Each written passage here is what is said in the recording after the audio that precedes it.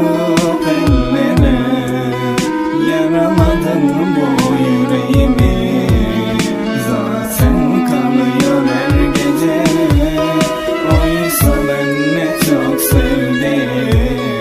Sendin benim her şeyim, bilemedin sen de yerimi. Diyemem artık dön geri.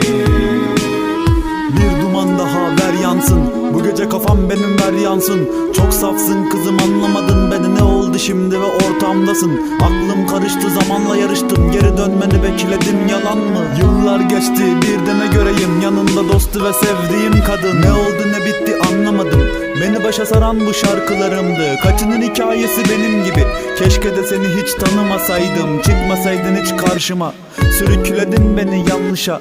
Alışamadım sensiz bir hayata, tükenmekse bilmiyordu acılar. Başa saralım gene hayatı, artık ben gibi kimse kalmadı. Saçmaladım, bazen saçmalamak gerekir değil mi zamanı? Nasıl geçirirsen öyle harcanır, gerisi mi sadece kalıntı? Alıntı dizelerden bir hikaye, saklı bir şarkıya ağır gelir. Kaçın gelin, bazen sıkılıyorum, dost dediğiniz şey nedir? Deli miyim neyim anlamadım. Hayır, aşkına tutsak olan biri, ismini kalbime kazıdım.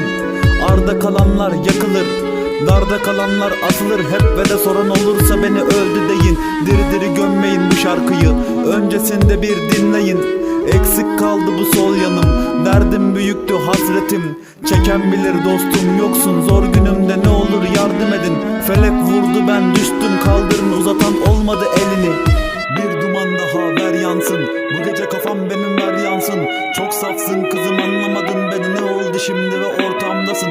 Aklım karıştı, zamanla yarıştım, geri dönmeni bekledim, yalan mı? Yıllar geçti, bir de ne göreyim yanında dostu ve sevdiğim kadın. Yetmedin mi söyle, beni bırakıp ellere, yaramadın bu yüreğimi. Zaten kanıyor her gece, oysa ben ne çok sevdim. Sendin benim her şeyim, bilemedin sen de yerimi. Diyemem artık dön